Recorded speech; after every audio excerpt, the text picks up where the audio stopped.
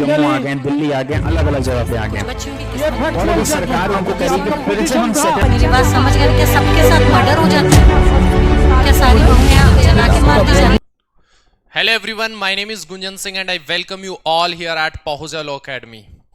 आज का जो सेशन होने वाला है ये बहुत इंपॉर्टेंट होने वाला है उस हर एक स्टूडेंट के लिए जो सोच रहा है कि मुझे लॉ करना है, या फिर उस स्टूडेंट के लिए तो और भी ज़्यादा इंपॉर्टेंट होने वाला है जिसने अभी तक डिसाइड नहीं किया है कि उसको एलएलबी करना है या नहीं करना है। इस सेशन के अंदर हम डिस्कस करेंगे कि एक सक्सेसफुल करियर कैसे बनाया जा सकता है, लॉ के अंदर बीए एलएलबी कर एक सक्सेसफुल करियर कैसे बनाया जा सकता है। ये सेशन स्पेशली पेरेंट्स को और या फिर गार्जियंस को भी देखना चाहिए ताकि वो अपने बच्चों को गाइड कर सकें कि किस तरीके से वो सक्सेसफुली लॉ में अपना करियर बना सकते हैं। इस सेशन में हम एंड तक हर एक स्टेप को डिस्कस करेंगे, स्टेप बाय स्टेप, कि किस तरीके से हमें प्रिपरेशन शुरू करनी चाहिए, कौन से लॉ एंट्रेंस एग्जाम में हमें अपीयर होना चाहिए, एंड देन उसके बाद में हम कौन से प्रोफेशन को किस तरीके से चूज करेंगे, क्योंकि लॉ के अंदर बहुत डाइवर्सिटी है प्रोफेशन की कि आप अलग अलग फील्ड्स के अंदर जा सकते हैं। जब हम बात करते हैं एलएलबी की तो हर किसी को लगता है कि ये वकील बनेगा या ये जज बनेगा, लेकिन ऐसा नहीं है। लॉयर और एडवोकेट या फिर जज ही नहीं बल्कि बहुत सारे ऐसे करियर अपॉर्चुनिटीज होती है एक बीए एलएलबी होल्डर के पास जो बहुत कुछ अपनी लाइफ में कर सकता है। उन सभी करियर ऑप्शंस को तो डिस्कस करेंगे ही हम, साथ में मैं आपको एक प्रॉपर स्ट्रेटेजी बताऊंगा कि किस तरीके से एक बच्चे को अपने आप को ग्रूम करना है ताकि वो इस करियर में सक्सेसफुल हो सके। जैसा कि अगर हम देखें कि कुछ बच्चे 10th के बाद में सोचना शुरू कर देते हैं कि हमें लाइफ में क्या करना है। कोई डिसाइड कर लेता है कि मुझे इंजीनियर बनना है, कोई कहता है मुझे डॉक्टर बनना है, कोई कहता है मुझे लॉयर बनना है, जज बनना है। ठीक, वो उनका इंटरेस्ट होता है। ठीक, अब उस जैसे ही आपने डिसाइड किया उसके बाद में आप कौन सा स्टेप लेंगे जिससे वो करियर आपका सक्सेसफुल हो पाए, आप किस तरीके से उसके प्रिपरेशन करेंगे, कौन से एंट्रेंस एग्जाम में अपीयर होंगे, अपीयर होने के बाद में आपको कौन सा लॉ यूनिवर्सिटी मिलेगा, फिर उसके बाद में आप क्या करेंगे, वो सब बातें आज हम डिस्कस करने वाले हैं। उन स्टूडेंट्स को जरूर देखना है ये वीडियो जिन्होंने अभी तक ये डिसाइड नहीं किया है कि उनको लाइफ में बीए एलएलबी करना है या नहीं करना है, क्योंकि उनको मिलेगी एक सर्टेनिटी, और जिन्होंने डिसाइड कर लिया है उनको मिलेगा एक पाथ, एक आइडिया कि वो कैसे अपनी लाइफ को बेटर कर सकते हैं जब वो बीए एलएलबी के कोर्स में एंटर करेंगे। सो स्टार्ट करते हैं आज के हमारे सेशन को, law as a career, proper strategy to make a successful career in law. ठीक है, तो जब हम बात करते हैं करियर की, लॉ के अंदर बनाना है, तो सबसे पहले हम देख लेते हैं कि कौन कौन से वो महापुरुष हुए हैं, ग्रेट पर्सनालिटी, लीगल पर्सनालिटी, जिन्होंने एलएलबी करने के बाद में बहुत कुछ अचीव किया है। किसी ने कहा है कि लॉयर्स रूल द वर्ल्ड, और वो बात सच है। लॉयर्स दुनिया पे राज करते हैं। कैसे करते हैं देखिए, अगर हम एग्जाम्पल लें इंडियन का, तो इंडिया में अगर हम सबसे पहले देखते हैं तो डॉक्टर भीमराव अंबेडकर, डॉक्टर साहब ने हमारा कॉन्स्टिट्यूशन फ्रेम किया, ड्राफ्टिंग कमेटी के चेयरमैन रहे, उन्होंने कॉन्स्टिट्यूशन के बहुत सारे ऐसे प्रोविजंस ऐड किए, अपनी लाइफ के अंदर बहुत स्ट्रगल किया, लेकिन स्ट्रगल के दौरान अगर इनके साथ कुछ था तो वो क्या था, इनके पास इनकी डिग्री थी, वो एलएलबी की डिग्री थी, ये एक लॉयर थे, उसके चलते ही ये अपनी लाइफ में स्ट्रगल कर पाए और एक सक्सेसफुल इंसान बन पाए, और सक्सेसफुल ही नहीं बल्कि बहुत लोगों के लिए एक आइडल भी बन पाए, और हमारा कॉन्स्टिट्यूशन इन्हीं की देन है, डॉक्टर भीमराव अंबेडकर। दूसरी तरफ देखें हम तो महात्मा गांधी, जिन्होंने पीसफुली हमें ब्रिटिशर्स से आज़ादी दिलाई, वो भी एक अच्छे एडवोकेट थे, उन्होंने भी एलएलबी की है, और उन्होंने भी एक दुनिया के अंदर जो ब्रिटिशर्स राज कर रहे थे उन्हें बताया कि एक लॉयर, एक एडवोकेट किस तरीके से पीसफुली अपनी कंट्री को आज़ादी दिला सकता है, इंडिपेंडेंट कर सकता है। नेक्स्ट अगर हम देखें तो बात करते हैं हम जस्टिस पीएन भगवती, जो आप सुनते हैं अक्सर पीआईएल, उसके गॉडफादर जस्टिस पीएन भगवती ही हैं। उसके बाद में एडवोकेट राम जेठमलानी, इनको भी सब लोग जानते हैं, ये भी बहुत अच्छे सीनियर एडवोकेट रहे हैं सुप्रीम कोर्ट ऑफ इंडिया के। उसके बाद में अगर हम इंडिया से बाहर निकले तो कौन आता है हमें नजर जिसने लॉ किया हो और एक अच्छी लीडरशिप क्वालिटी के साथ दुनिया पे राज किया हो। देखिए नेल्सन मंडेला, इन्होंने भी महात्मा गांधी की तरह अपनी कंट्री को आज़ादी दिलाई ब्रिटिशर्स से, ये भी एक लॉ ग्रेजुएट थे। उसके बाद में अब्राहम लिंकन जो यूएस के प्रेसिडेंट बने, ये भी एक लॉ ग्रेजुएट थे। तो हम देख रहे हैं कि एलएलबी में ऐसा क्या है, ऐसा कौन सा करियर ऑप्शन है जो ऐसे महान हस्ती, जो ग्रेट पर्सनैलिटीज रही हैं, उन्होंने लॉ किया और अपनी लाइफ में बहुत कुछ अचीव किया। अब हमें भी अगर ऐसा ही बनना है, ऐसा ही कुछ अचीव करना है, तो किस तरीके से करें? क्योंकि अक्सर हर एक लॉ स्टूडेंट क्या सोचता है कि जैसे ही लॉ कंप्लीट होगा या तो मैं सुप्रीम कोर्ट का सबसे बड़ा एडवोकेट बनूंगा या फिर मैं एक जज बनूंगा, लेकिन उसके बियॉन्ड भी बहुत सारे करियर ऑप्शन है, बहुत अच्छे अच्छे ऑप्शंस हैं। उन तक हमें कैसे पहुंचना है, एक स्ट्रेटेजी बनानी है और किस तरीके से हम अपने करियर पाथ को राइट वे में ले जा सकते हैं, वो मैं आपको बताऊंगा। और मैं आपको बताऊंगा क्लास 10 से लेकर आपको किस तरीके से अपने प्रिपरेशन शुरू करनी है, फिर आपको लॉ में कैसे एक सक्सेसफुल करियर बनाना है। तो सबसे पहले शुरू करते हैं हम।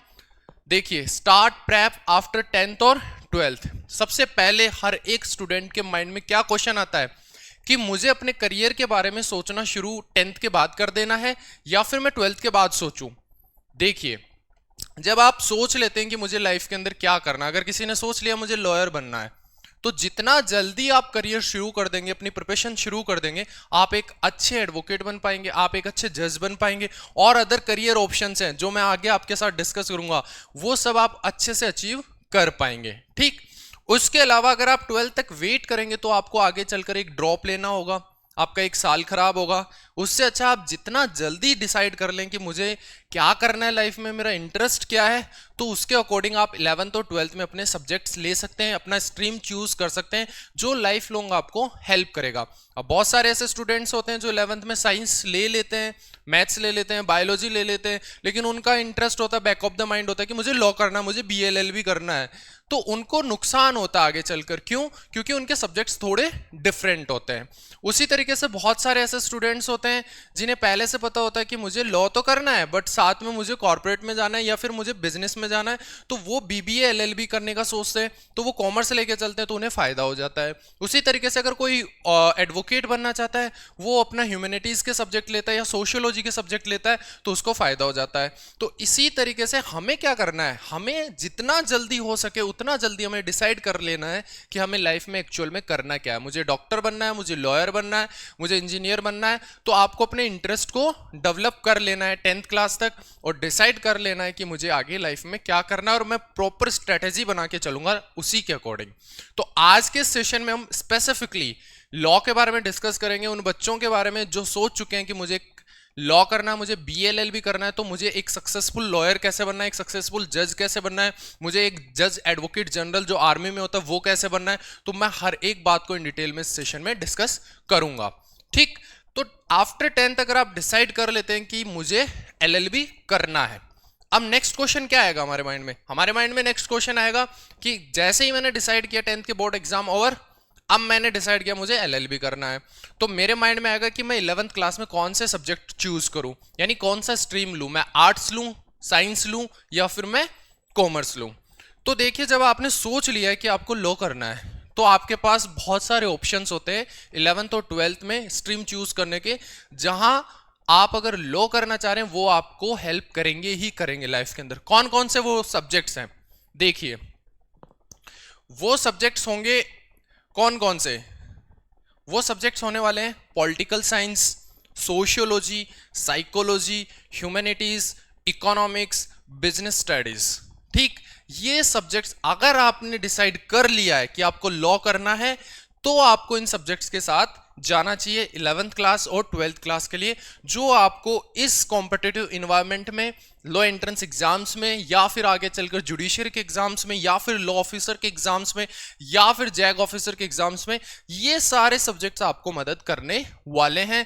तो इन सब्जेक्ट्स के साथ आप जा सकते हैं जिसमें आपका इंटरेस्ट है। अगर आपका इंटरेस्ट है पॉलिटिकल साइंस तो आप वो कीजिए, sociology, psychology, humanities, economics, business studies, यानी जिस सब्जेक्ट के साथ आप जाना चाहते हैं उस सब्जेक्ट के साथ आप जा सकते हैं।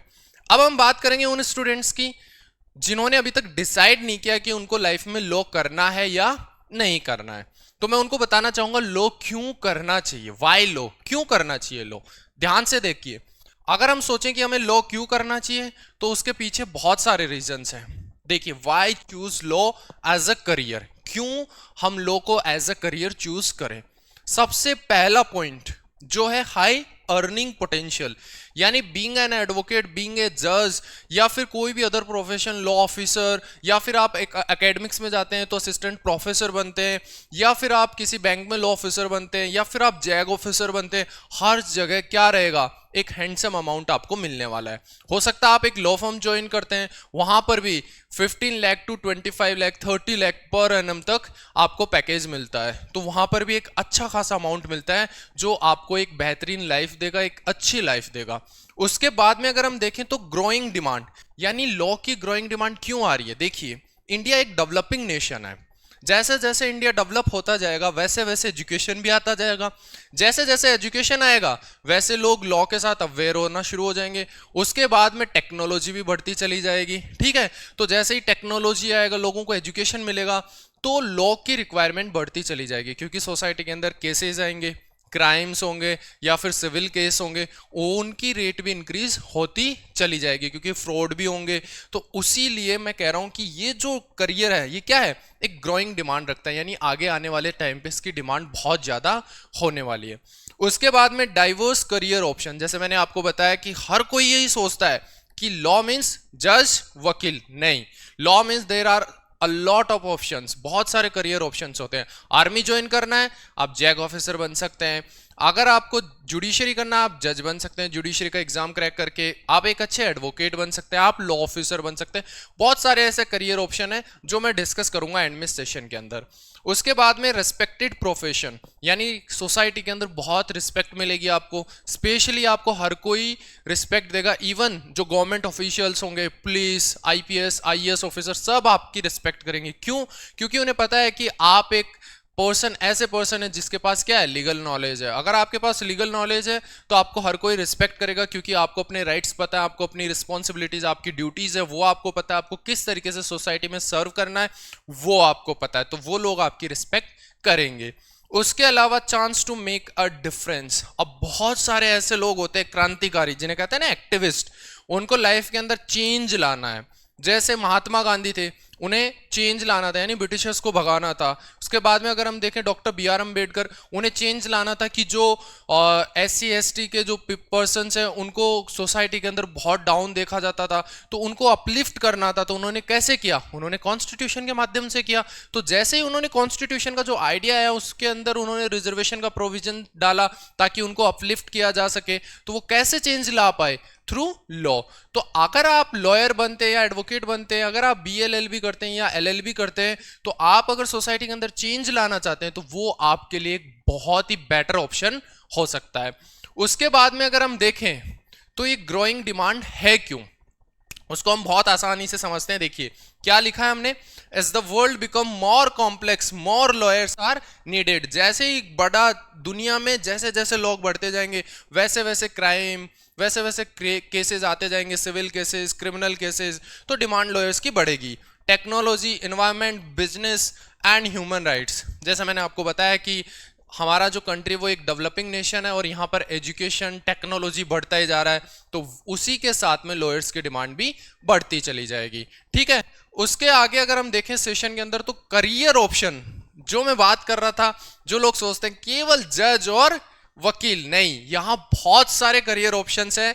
देखिए एक एक करियर ऑप्शन को मैं इन डिटेल डिस्कस करूंगा, किस तरीके से आप being a law student, being a law graduate, आप इन करियर को कैसे अडॉप्ट कर सकते हैं, किस तरीके से आप यहां तक पहुंच सकते हैं। देखिए सबसे पहला आता है जज। अगर आप एक BLLB या LLB ग्रेजुएट है तो आप जुडिशियल एग्जाम्स में अपीयर हो सकते हैं और उन एग्जाम्स को क्रैक कर कर आप क्या बन सकते हैं, जुडिशियल मजिस्ट्रेट बन सकते हैं, आप जज बन सकते हैं।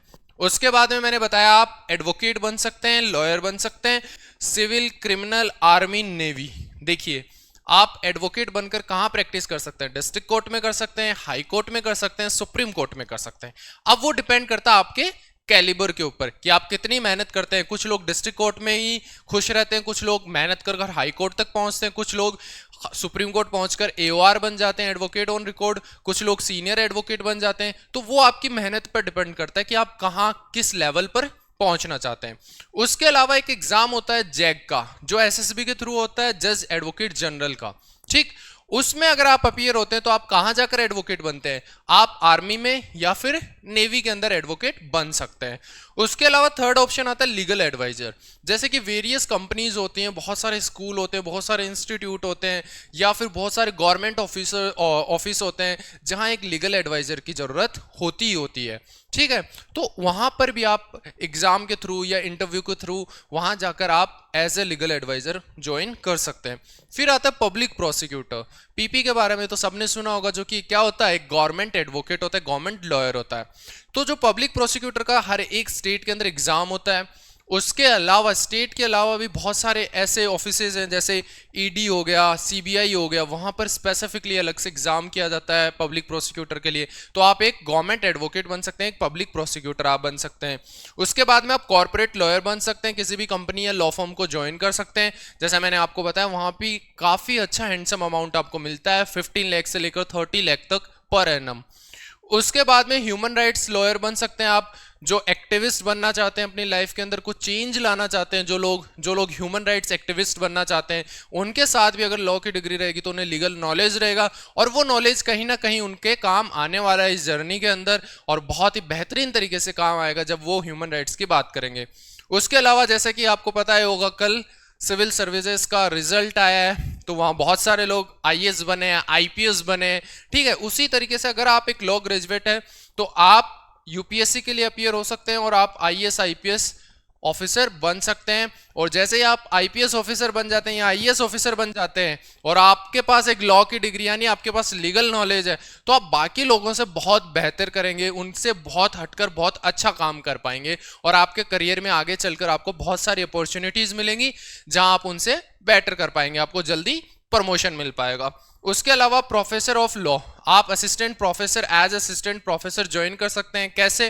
पहले आपको बीएलएल भी करना होगा, फिर आपको एलएलएम कर आपको नेट के एग्जाम क्वालिफाई करना होगा, उसके बाद में आप एक असिस्टेंट प्रोफेसर किसी भी यूनिवर्सिटी या कॉलेज में बन सकते हैं। उसके अलावा वर्क विथ पुलिस और इन्वेस्टिगेशन टीम्स, और बहुत सारे ऐसे केसेस होते हैं जो हाई प्रोफाइल केस होते हैं जहां पर रिक्वायरमेंट होती है एक एडवोकेट की, एक लॉयर की, तो वहां पर आप पुलिस की टीम को ज्वाइन कर सकते हैं, उनको इन्वेस्टिगेशन में मदद कर सकते हैं। उसके अलावा और even you can go into politics, teaching etcetera, बहुत सारे ऐसे करियर ऑप्शंस हैं हमारे पास बीइंग अ लॉ ग्रेजुएट जहां आप ज्वाइन कर सकते हैं। बट डिपेंड करता है किस पर, आपकी मेहनत पर। अब कुछ लोग केवल लॉ की डिग्री लेकर घर बैठ जाते हैं और कुछ करते नहीं है, तो उनका कुछ नहीं होगा। लेकिन अगर कोई पर्सन मेहनत कर रहा है, डेली प्रैक्टिस कर रहा है, डेली कहीं ना कहीं जाने के लिए हार्डवर्क कर रहा है, तो वो उसको एक रास्ता मिल जाता है और वो अपनी मंजिल तक पहुंच जाता है। ठीक है, तो जो स्टूडेंट अभी तक जिन्होंने डिसाइड नहीं किया है लॉ करने का, तो आई होप उनको अच्छा लग रहा होगा जानकर कि लॉ के अंदर बहुत सारी ऐसी करियर अपॉर्चुनिटीज हैं, केवल जज और एडवोकेट ही नहीं, बहुत सारी ऐसी करियर अपॉर्चुनिटी है जो मैंने आपके साथ डिस्कस की है। तो अगर आप सोच रहे हैं, आपको इंटरेस्ट आ रहा है कि बीइंग अ लॉ स्टूडेंट आप क्या कुछ कर सकते हैं, तो आपको लॉ करना चाहिए, आपके लिए बेहतरीन करियर होने वाला है।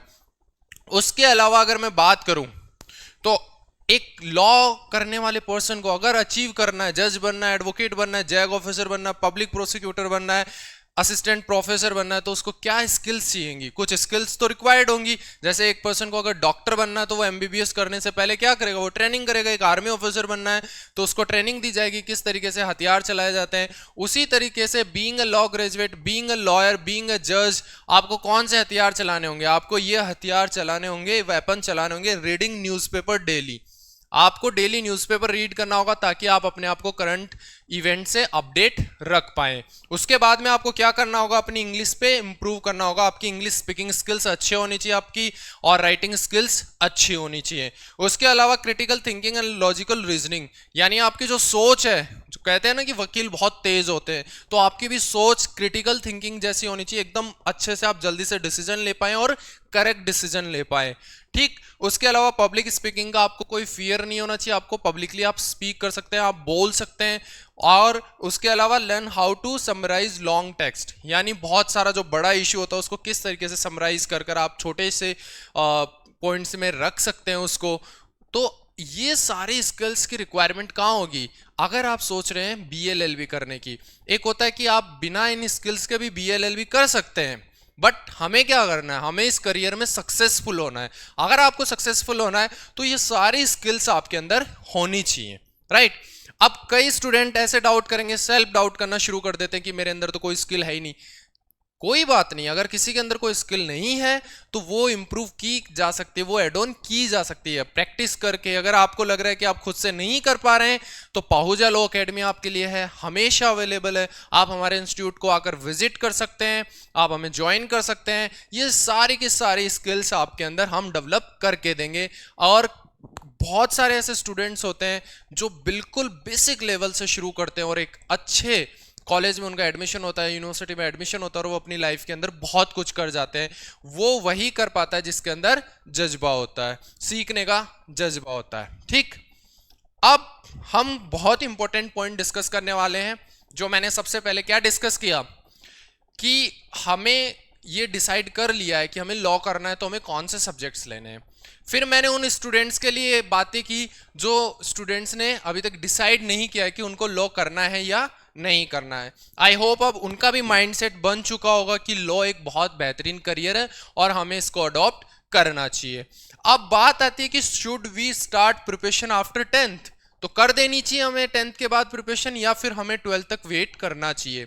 देखिए मेरा ये मानना है, कहते हैं ना कि early to bed early to rise, यानी जल्दी सो जाओ और जल्दी उठो। उसी तरीके से अगर आप जल्दी से प्रिपरेशन शुरू कर देंगे तो आप जल्दी से सक्सेसफुल बन जाएंगे। अगर आप 10th के बाद में अगर प्रिपरेशन शुरू कर देते हैं तो आप स्ट्रीम जो आपके सब्जेक्ट्स होंगे 10th के, आप उसी के अकॉर्डिंग आप चूज करेंगे और उसी के अकॉर्डिंग आपको रिजल्ट मिलेगा। फिर 12th क्लास में जैसे ही आप एंट्रेंस एग्जाम में अपीयर होंगे, आपका एग्जाम निकल जाएगा और आप एक अच्छे लो यूनिवर्सिटी में पहुंच जाएंगे।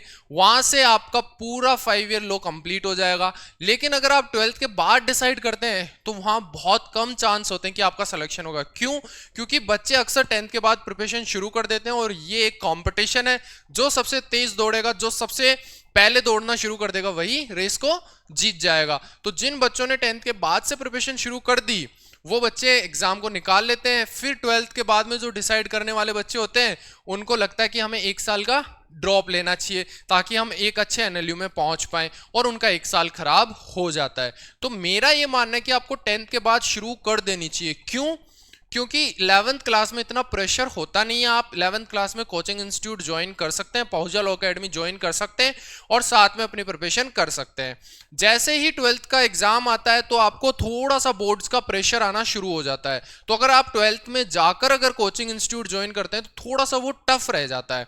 इसलिए आपको 11th में ही ज्वाइन कर लेना चाहिए ताकि थ्रू आउट 11th आप सारे सब्जेक्ट्स कंप्लीट कर पाओ। फिर 12th के अंदर केवल आपको जीके और अपने प्रैक्टिस करनी है, यानी जीके से अपडेट रहना और साथ में क्वेश्चंस को प्रैक्टिस करना है। फिर जैसे ही दिसंबर के अंदर एग्जाम होता है आप एग्जाम निकाल लेंगे और आपको एक अच्छा नेशनल लॉ यूनिवर्सिटी मिल जाएगा और आप अच्छी जगह पे जाकर पढ़ाई शुरू कर पाएंगे विदाउट एनी ड्रॉप। लेकिन जो बच्चे 12th में आकर डिसाइड करते हैं कि मुझे अब क्या करना है, मुझे लॉ करना है, उनके लिए ये चीजें प्रॉब्लमेटिक हो जाती है। क्यों? क्योंकि उनके ऊपर प्रेशर होता है कि मुझे बोर्ड्स में भी अच्छे मार्क्स लाने। ऑफ कोर्स सबको बोर्ड्स में अच्छे मार्क्स लाने भी चाहिए और पेरेंट्स भी प्रेशराइज करते हैं बच्चे को थोड़ा बहुत। तो ये पेरेंट्स को डिसाइड करना है कि बच्चे को आप एक अच्छी एडवाइस दें कि 10th के बाद आप अपने करियर के बारे में सोचना शुरू कर दें, क्योंकि that is the best time to decide कि आपको करियर में करना क्या है। तो अगर आप 10th के बाद में स्टार्ट करते हैं अपनी प्रिपरेशन कि अब आपको बनना है एक अच्छा जज, एक अच्छा एडवोकेट, एक अच्छा पब्लिक प्रोसिक्यूटर, एक जैग ऑफिसर, एक असिस्टेंट प्रोफेसर, या फिर आपको पॉलिटिक्स में जाना है या फिर आपको ह्यूमन राइट्स एक्टिविस्ट बनना है, तो आप अपनी प्रिपरेशन कब शुरू कर सकते हैं? After 10th class. जैसे ही 10th के बोर्ड एग्जाम्स ओवर होते हैं आप अपनी प्रिपरेशन शुरू कर सकते हैं। मैं फिर से रिपीट कर दे रहा हूं कि आपको 11th क्लास में कौन सा सब्जेक्ट चूज करना है। अगर आपको लगता है कि आपको 10th के बाद में लॉ के लिए प्रिपरेशन शुरू करना है तो आप ये सारे सब्जेक्ट चूज कर सकते हैं। अब इन सब्जेक्ट्स में डिफरेंस क्या है? देखिए, जिस पर्सन को पॉलिटिकल एक्टिविस्ट बनना है, ह्यूमन राइट्स एक्टिविस्ट बनना है, तो उस पर्सन को क्या ज्वाइन करना चाहिए? उस पर्सन को ज्वाइन करना चाहिए पॉलिटिकल साइंस, यानी उसको पॉलिटिकल साइंस स्ट्रीम चूज करनी चाहिए फॉर 11th एंड 12th। उसके अलावा जिस स्टूडेंट को सोसाइटी में सर्व करना है, यानी एडवोकेट बनना है, पब्लिक प्रोसिक्यूटर बनना है, या फिर एक प्रोफेसर बनना है, या फिर उसको जुडिशियल ऑफिसर बनना है, तो उसको सोशियोलॉजी के साथ जाना चाहिए। साइकोलॉजी के साथ भी जा सकते हैं। जिन पर्सन को पब्लिक प्रोसिक्यूटर बनना है या फिर जैग ऑफिसर बनना है या फिर एक एडवोकेट बनना है, वो साइकोलॉजी भी चूज कर सकते हैं और ह्यूमैनिटीज भी चूज कर सकते हैं। लेकिन जिन पर्सन को कॉर्पोरेट में जाना है, यानी लॉ फर्म्स ज्वाइन करनी है, कॉर्पोरेट हाउस कंपनीज के साथ काम करना है, being a legal advisor, being a advocate, तो उनको इकोनॉमिक्स या फिर बिजनेस स्टडीज की तरफ फोकस करना चाहिए। बहुत सारे ऐसे स्टूडेंट्स भी होते हैं जो एलएलबी के बाद सीएस करना चाहते हैं या एलएलबी के साथ में भी सीएस करते हैं, उनको भी इकोनॉमिक्स और बिजनेस स्टडीज पे फोकस करना चाहिए। उसके अलावा अगर हम आगे देखें तो क्या है, कौन कौन से ऐसे लो एंट्रेंस एग्जाम्स होते हैं जिनके लिए हमें प्रिपरेशन करनी होती है। जो मैं आपसे कह रहा हूं कि आप 11th-12th क्लास से प्रिपरेशन शुरू कर देंगे तो 12th क्लास में आपका वेट कर रही होगी एक नेशनल लॉ यूनिवर्सिटी। उसके लिए आपको इन सभी एग्जाम्स को अपीयर होना इन एग्जाम्स में और उनको क्रैक करना है। अब ये एग्जाम्स इतने सारे हैं लेकिन ये डिफरेंट यूनिवर्सिटीज के लिए। मैं अभी आपको एक्सप्लेन करूंगा कि कौन सा एग्जाम कौन सी यूनिवर्सिटी के लिए है जिसमें आप अपीयर होकर अगर उस एग्जाम को क्रैक करते हैं तो आप वहां पहुंच जाएंगे। किस यूनिवर्सिटी में पहुंचेंगे मैं आपको इन डिटेल बताऊंगा। उससे पहले मैं आपको यह बता दूं कि इन एग्जाम्स को अगर आपको क्रैक करना है, रियल में अगर आपकी इंटेंशन है एक अच्छा एडवोकेट या एक अच्छा लॉयर बनने की, तो आपको प्रिपरेशन 11 से ही शुरू कर देनी है। अब ध्यान से देखिए लॉ एंट्रेंस एग्जाम्स कौन कौन से। सबसे पहले जो टॉप मोस्ट है वो क्या है, क्लैट यानी कॉमन लॉ एडमिशन टेस्ट।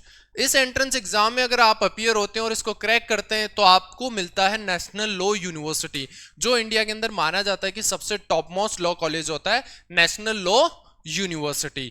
ऐसे बहुत सारे नेशनल लॉ यूनिवर्सिटीज हैं, अगर आप ये एग्जाम क्रैक करते हैं तो आपको मिलेगा एक नेशनल लॉ यूनिवर्सिटी। उसके बाद में आता है all India law entrance test AILET. ये एग्जाम कौन कराता है, ये exam national law university new Delhi यानी दिल्ली का जो नेशनल लॉ यूनिवर्सिटी है वो अलग से अपना एग्जाम कंडक्ट करवाता है। अगर आप इस एग्जाम को क्रैक करते हैं तो आप कहां पहुंचेंगे, नेशनल लॉ यूनिवर्सिटी दिल्ली।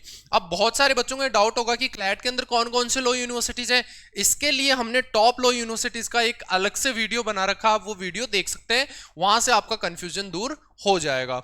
उसके अलावा एलसेट होता है जो किसके लिए होता है, लॉ स्कूल एडमिशन टेस्ट। जो इंडिया के अंदर लॉ स्कूल्स हैं उनके लिए होता है, जो प्राइवेट स्कूल्स हैं उनके लिए होता है। ये एलसेट जो एग्जाम होता है ये बहुत सारे प्राइवेट यूनिवर्सिटी इसका स्कोर एक्सेप्ट करते हैं। टॉप मोस्ट प्राइवेट यूनिवर्सिटी जैसे जिंदल हो गया, ठीक है, तो वो लोग इसको एक्सेप्ट करते हैं और वहां आपका एडमिशन हो जाता है। उसके बाद में आता है SLAT यानी Symbiosis law admission test. Symbiosis एक प्राइवेट यूनिवर्सिटी है, अच्छा यूनिवर्सिटी है लॉ की फील्ड के अंदर, और वो अपना अलग से लॉ एंट्रेंस एग्जाम करवाता है।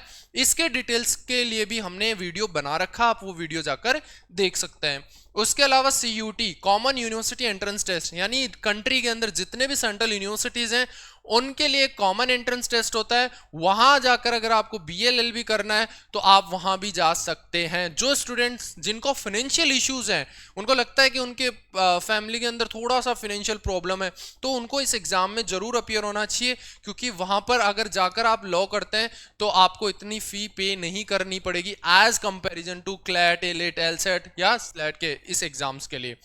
उसके बाद में हम देखते हैं DULLB। देखिए जो स्टूडेंट 3 ईयर कोर्स करना चाहते हैं वो सोचते हैं कि मुझे कॉम्पिटिटिव एग्जाम्स भी देने हैं साथ में, यानी मुझे 3 साल पहले मैं ग्रेजुएशन कर लेता हूं उसके बाद लॉ करूंगा। तो उन स्टूडेंट्स के लिए जो सबसे बेस्ट ऑप्शन होता है वो तो है DULLB, वहां 3 ईयर लॉ होता है। बाकी सारी जो एंट्रेंस एग्जाम्स है वो किसके लिए हैं, 5 ईयर लॉ। कौन से 5 ईयर लॉ, BLLB, BBA-LLB या फिर BSc-LLB, या फिर बहुत सा ऐसा होता है कि बैचलर ऑफ लीगल स्टडीज के लिए 5 ईयर लॉ कोर्स होता है, वो वाली LLB। यानी DU के अंदर 3 ईयर LLB होगा, ठीक, और बाकी जगह 5 ईयर लॉ LLB होगा, ठीक। Do I need to join a coaching institute, ये बहुत इंपॉर्टेंट क्वेश्चन है कि मुझे प्रिपरेशन तो 11 से शुरू कर देनी, ये तो मुझे समझ आ गया, मुझे ये भी समझ आ गया कि मुझे कौन सा सब्जेक्ट ऑप्ट करना है, लेकिन अब प्रॉब्लम आ रही है कहां कि मुझे स्कूल भी जाना है और कोचिंग भी जाना है। मुझे कोचिंग जाना चाहिए या नहीं जाना चाहिए। देखिए यहां पर जो मैंने आपको स्किल्स बताई है, जो एंट्रेंस एग्जाम को क्रैक करने के लिए स्किल्स रिक्वायर्ड है, जो एक अच्छे करियर ऑप्शन को आप चूज कर एक सक्सेसफुल करियर बना सकते हैं, उसके लिए जो स्किल्स रिक्वायर्ड है, अगर आपके अंदर वो स्किल्स हैं तो आपको कोचिंग की जरूरत नहीं है। लेकिन आपको लगता है कि कहीं ना कहीं आपके अंदर वो स्किल्स लैक कर रही हैं, हो सकता है आपके अंदर 50 to 60% हो, 40% ना हो, तो आपको कोचिंग इंस्टीट्यूट ज्वाइन करना चाहिए। क्यों? क्योंकि अगर आपकी वो 40% वाला वेटेज है ना, वो आपको कहीं ना कहीं लोअर रैंक पे ले आएगा। तो आपको हमेशा अगर टॉप रैंक पे रहना है तो आपको कोचिंग इंस्टीट्यूट ज्वाइन कर लेना चाहिए। अब बात आती है कि स्कूल के साथ में कोचिंग को कैसे मैनेज करूंगा, तो देखिए इन्हीं सब बातों को ध्यान में रखकर पाहुजा लॉ एकेडमी ने क्या किया है कि सुबह आपका कोचिंग होता है और इवनिंग में हमारी क्लेट की क्लासेस होती हैं या अदर लो एंट्रेंस एग्जाम्स की क्लासेस होती हैं। तो आप हमारे इंस्टीट्यूट को ज्वाइन कर सकते हैं। आप पहले स्कूल जाइए, फिर उसके बाद में आपकी 2 से 3 घंटे की क्लासेस रहेंगी, जिससे स्टूडेंट के ऊपर कोई बर्डन भी नहीं आएगा। और यहाँ पर जो क्लासेस होंगी वो बिल्कुल स्ट्रेस फ्री होंगी, बिल्कुल अच्छे से आपको समझाया जाएगा हर एक कॉन्सेप्ट को बहुत आसानी से, अगर आप 11th से ज्वाइन कर लेते हैं। क्यों? क्योंकि हमें पता होता है ये बच्चा 12th में जाकर लो एंट्रेंस एग्जाम लिखने वाला है, तो हम 11th में इतना बर्डन नहीं डालते हैं उसके ऊपर। 11 12 दोनों 2 साल हमारे पास होते हैं प्रिपरेशन के लिए, और 2 साल हमारे लिए इनफ होते हैं टू क्रैक द एग्जाम। ठीक, तो उसके लिए हम बहुत अच्छे से बच्चे को प्रिपेयर करवाते हैं। और पहूजा लॉ एकेडमी के अंदर अभी बेस्ट टाइम है जिन बच्चों ने अभी 10th का बोर्ड एग्जाम दे दिया है, अगर वो चाह रहे हैं कि उनको लॉ में करियर बनाना है, तो पहूजा लॉ एकेडमी ज्वाइन करने के लिए उनके पास अभी बहुत ही बेस्ट टाइम है। क्यों बेस्ट है? उसके पीछे रीजन क्या है, देखिए मैं आपको बताता हूं। उसके पीछे रीजन क्या है? पहूजा लॉ एकेडमी लेके आया आपके लिए क्या? Free CLAT UG coaching. और ये केवल क्लैट के लिए नहीं, बाकी सारे entrance AILET, DULLB, Jamia, IP, army institute of law, BHU, AMU, MSCT, सब कुछ फ्री। लेकिन फ्री तब मिलेगा जब क्या होगा? जब आप इस स्कॉलरशिप टेस्ट में अप टू 100% मार्क्स लेके आएंगे, यानी 90 to 100 के इन बिटवीन लेके आएंगे, तो आपको अप टू 100% स्कॉलरशिप मिलेगा। अब इस स्कॉलरशिप टेस्ट में आपको अपीयर होना होगा, और ये टेस्ट बहुत ही बेसिक क्वेश्चंस होंगे, वहां पे कुछ टफ क्वेश्चंस नहीं होने वाले हैं, क्योंकि हमें पता है अभी आप 10th पास करके आए, तो उसी के बेसिस पे आपको स्कॉलरशिप दी जाएगी। अब ऐसा भी नहीं है कि जिस बच्चे के 90 से कम मार्क्स आएंगे उसको स्कॉलरशिप नहीं मिलेगी, नहीं, उसको स्कॉलरशिप मिलेगी, बट उसको कितनी मिलेगी? 80%, 70%, 60%। लेकिन टोटल जो अप टू 100% यानी कंप्लीट 100% उस बच्चे को मिलेगी जो 90 से अबव लेके आएगा। अब इस स्कॉलरशिप टेस्ट में अगर आपको अपीयर होना है तो क्या करना है? इस नंबर पे कॉल करना है 9821593230 और अपना टेस्ट शेड्यूल करवा लेना है और वहां पहुंच जाना है। और जैसे ही आप इसके प्रिपरेशन शुरू कर देंगे, आप एंट्रेंस एग्जाम क्रैक कर लेंगे, तो आप कहां पहुंचेंगे? आप पहुंचेंगे एक नेशनल लॉ यूनिवर्सिटी के अंदर, या हो सकता है आप पहुंच जाएं सेंट्रल यूनिवर्सिटी, या हो सकता है आप किसी अच्छी स्टेट प्राइवेट यूनिवर्सिटी या गवर्नमेंट यूनिवर्सिटी में पहुंच सकते हैं, आप किसी प्राइवेट यूनिवर्सिटी में भी पहुंच सकते हैं। तो बेसिकली आपने क्या करना है? आपने केवल और केवल पहूजा लॉ एकेडमी पे अपना टेस्ट शेड्यूल कराना है और अप टू 100% स्कॉलरशिप आप पा सकते हैं। उसके अलावा जो सबसे इंपॉर्टेंट न्यूज़ है वो क्या देनी है मेरे को ये इंपॉर्टेंट न्यूज़ आप तक पहुंचानी है कि अगर अभी भी आपको कोई कंफ्यूजन है, अभी भी आपको लग रहा है कि मुझे लॉ क्यों करना चाहिए, अभी भी आपको लग रहा है कि मैं 10th के बाद ही क्यों प्रिपरेशन शुरू करूं, अभी भी आपको लग रहा है कि मैं 12th के साथ भी कर लूंगा, तो आप हमारा इंस्टीट्यूट विजिट कर सकते हैं, हमें कांटेक्ट कर सकते हैं, हम फ्री ऑफ कॉस्ट आपकी काउंसलिंग करेंगे। ठीक है? सो बेसिकली आई होप आपको जो भी मैंने आइडियाज़ दिए, जो भी ओवरव्यू दिया, बीइंग लॉ स्टूडेंट आप किस तरीके से अच्छा कर पाएंगे अपनी लाइफ के अंदर, आपको समझ आया होगा आप कैसे लॉ के अंदर एक अच्छा करियर बना सकते हैं, एक सक्सेसफुल करियर बना सकते हैं, आपको बहुत अच्छे से समझ आया होगा। So thank you so much for watching, और लाइक करना ना भूलें, आपके लिए इतनी मेहनत की है, लाइक करें और सब्सक्राइब करें। Thank you. Subscribe for more content.